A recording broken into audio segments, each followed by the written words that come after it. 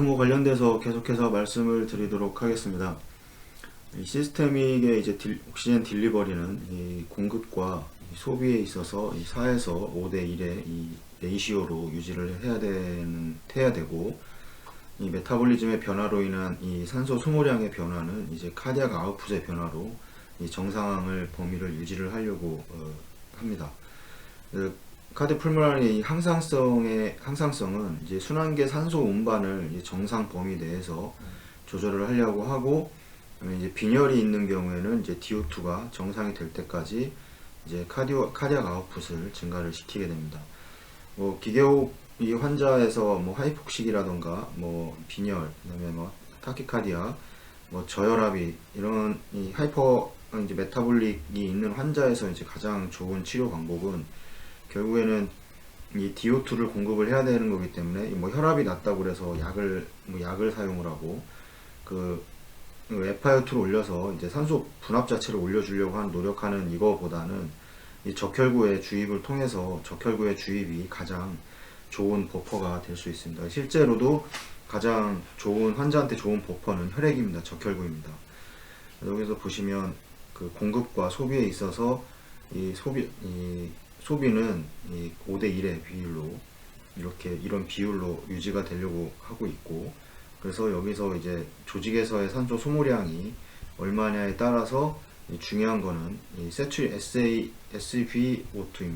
그러니까 정맥혈에서의 이 세츄레이션이 얼마인지, 이것이 가장 임상적으로 중요한 수치이기 때문에 그럼 조직에서 어떤 변화가 있었는지, 아니면 산소 공급은 어떻게 됐는지, 일반적으로 산소 공급은 다른 문제가 없다면 항상 그 충분한 산소 공급이 되고 있는 상황에서 이제 조직에서 산소 소모량이 어떠냐에 따라서 이 SbO2가 변하게 됩니다.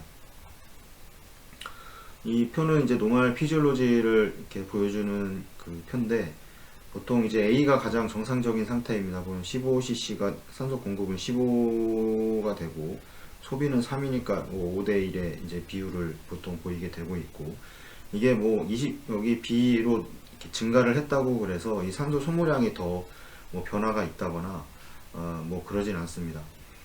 그리고 만약에 A에서 이 C로 이렇게 변경이 되게 되면 이 5배보다는 낮아지기 때문에 이 산소 소모량이 이제 산소는 공급이 정상적으로 되겠지만, 이 중요한 거는 이 옥시젠의 그 BO2 그 SbO2가 감소를 하게 됩니다. 이게 산소 소모량 자체가 여기에서 이만큼 줄어들었기 때문에 이 C 구간에 와서는 결국에는 이제 SbO2가 이제 감소하게 되는, 정상 범위에서 감소하게 되는 증상이 일어나게 되고, 만약에 C에서 D의 범위를 가게 되면 이게 이제 산소 그 소모량도 줄어들지만 이 공급량 줄어들어서 이 BO2 자체도 줄어들게 되고, 이런 문제는 이제 그 심각한 문제를 발생을 시키게 됩니다.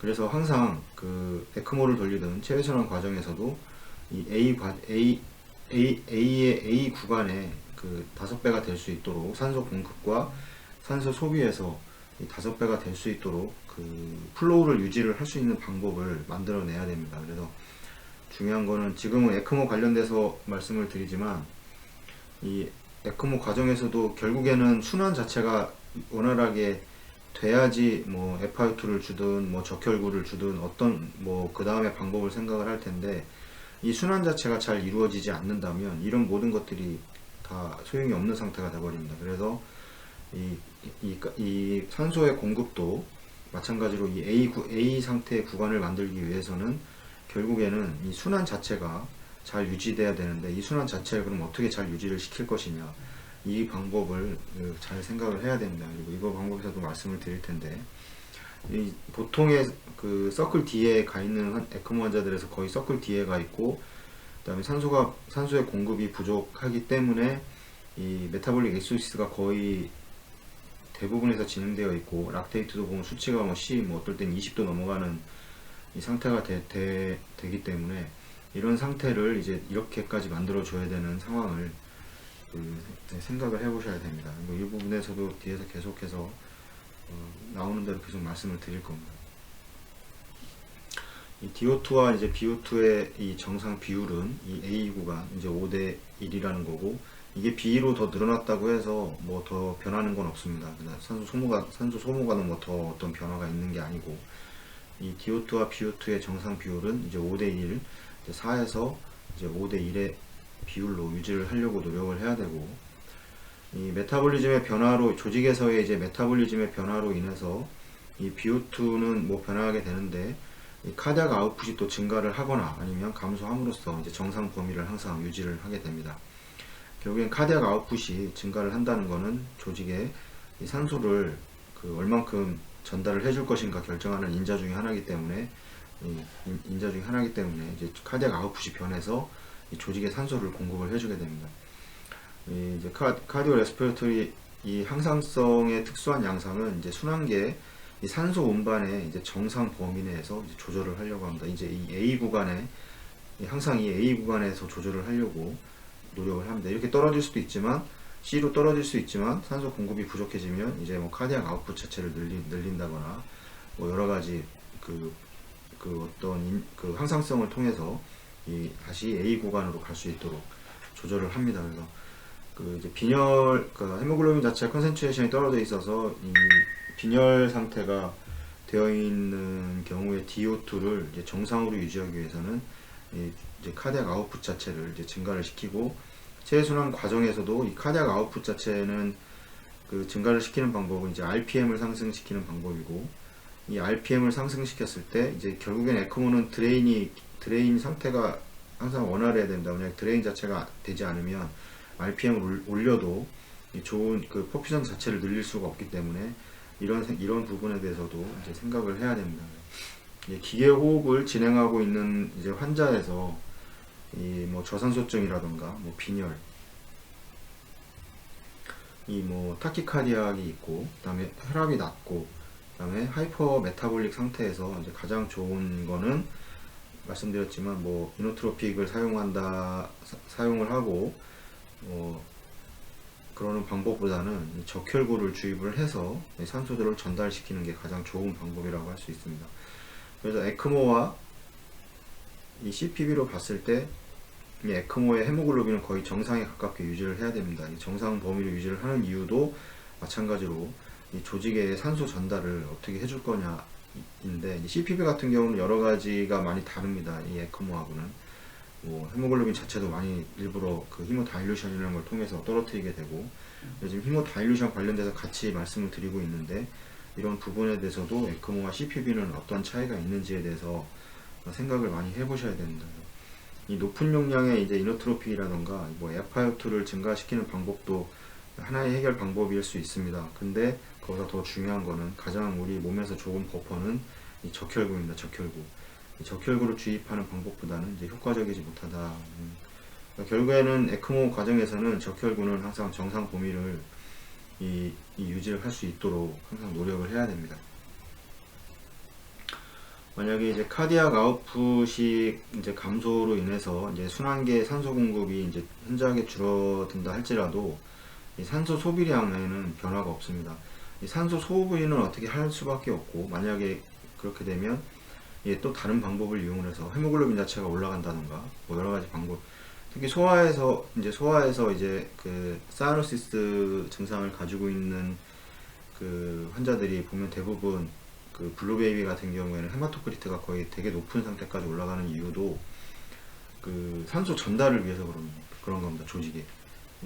그래서 이제 산소 전달을 하는 방법은 이제 헤모글로빈 컨센트레이션 자체가 올라가 버리기 때문에, 뭐 많은 경우에는 뭐 60에서 뭐 70%까지 올라가는 이런 환자들도 있고, 뭐 이런 경우가 다 이제 조직에 산소를 공급해주기 위해서 이렇게 되는 겁니다. 산소 소비량은 어느 정도 일정하기 때문에 이 레스팅 상태에서의 얘기를 하는 겁니다. 뭐 운동을 한다거나 뭐 이런 거를 제외하고, 이런 상황에서 이제 아트리얼 블러드에서 이제 데시리터당 산소 추출량이 증가를 하게 되면 당연히 이제 비너스 블러드에 이 옥시젠 세츄레이션은 감소를 하게 됩니다. 그래서 뭐냐 20cc가 이제 보통 공급이 된다고 하는데, 여기에서 뭐 3cc 정도만 소비를 하게 되는데 보통은, 근데 이게 만약에 어떤 조직에서의 많은 산소 추출량이 증가를 했다는 거, 조직에서 산소를 많이 필요로 한다는 소리고, 그만큼 이제 이 SbO2가 감소를 하게 됩니다. 그래서 옥시젠 세츄레이션이 감소를 하게 되고, 그래서 이 조직을 지나온 이 SbO2가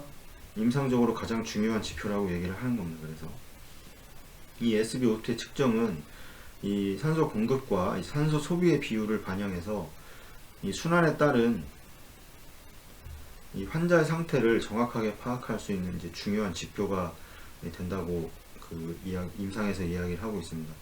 실제 체내순환 과정에서도 이제 외국 같은 경우는 다 그 컨티뉴스하게 이런 그 수치들을 볼 수 있게 뭐 헤마토크리트, 뭐 SbO2, 뭐 SaO2, 뭐 헤모글로빈, 뭐 PO2가 얼마고 지금 뭐 이런 것들을 다 알 수가 있는데 우리 이 나라에서는 그걸 사용할 수가 없어서 이런 거를 컨티뉴스하게 볼 수가 없기 때문에 이제 그런 것들은 앞으로 계속 좀 바뀌어 가야 된다고 생각을 합니다. 그래서 그래야지 또 환자를 더 정확하게 볼 수가 있고 이게 ABGA나 뭐 이 BBGA를 해봐야지 이제 이걸 우리는 알 수가 있기 때문에 이거를 뭐 계속해서 할 수도 있는 게 아니고 뭐 시간이 지나서 하고 보통 그러게 되는데 이 컨티뉴스하게 이제 혈액에 그 튜빙에 설치를 해서 볼 수 있다면 되게 환자 파악하는 데 더 도움이 될 거라고 생각합니다. 만약 어떤 원인에 의해서든 이제 그 산소 공급이 이제 심각하게 감소를 하게 된다면 이 혈중의 산소량이 충분하지 않기 때문에 이 조직에서의 대사 요구량을 맞춰줄 수가 없습니다. 그래서 이 대사 요구량이 이제 부족해지면 결국에는 그 말씀드렸지만 대사는 이제 호기성과 산소를 가지고 하는 호기성과 이 포도당을 가지고 하는 이제 현기성 상태가 되는데 이 호기성 자체는 이제 그 세포질을 통해서 이제 미토콘드리아 안으로 들어가게 되는데 이 현기성은 이 세포질에서 대사를 하게 됩니다.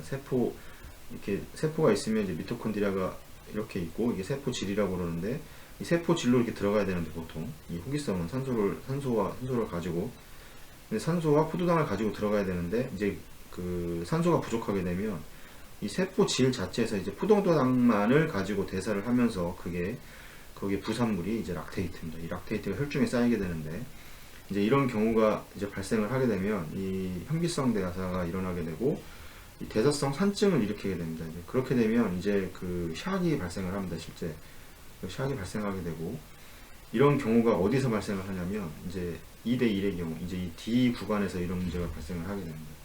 그래서 항상 그 에크모에서 가장 중요한 거는 이 조직에 산소를 공급을 해주는 거고 이 최소 3배에서 4배 이상은 유지를 할 수 있도록 산소 공급과 산소 소비의 비율을 이런 식으로 이렇게 유지를 해야 됩니다. 그렇게 되면 말씀을 드렸지만 나중에 또 말씀을 드리겠지만 중요한 건 순환입니다. 순환. 그러니까 혈액의 순환입니다. 이 혈액의 순환이 원활하냐?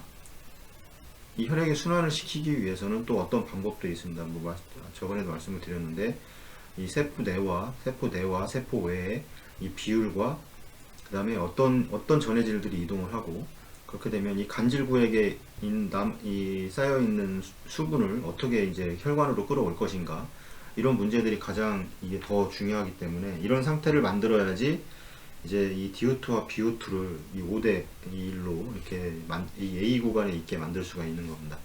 이 순환 자체가 되지 않으면 이걸 해결해 줄 수가 없습니다. 뭐 순환이 잘 안 되면 뭐 방법은 뭐 헤모글로빈 자체를 더 그 블루베이비처럼 또 완전히 올려가지고 실행하는 방법도 있는데 그런 문제는 그렇게는 할 수가 없죠. 실제적으로 그렇게 되면 순환 자체를 좋게 만들어줘야 되는데 그런 걸 어떻게 해야 되는 거냐 에크모 매니지먼트 중에 이제 그게 들어갈 텐데 그런 부분도 생각을 좀 해보셔야 됩니다.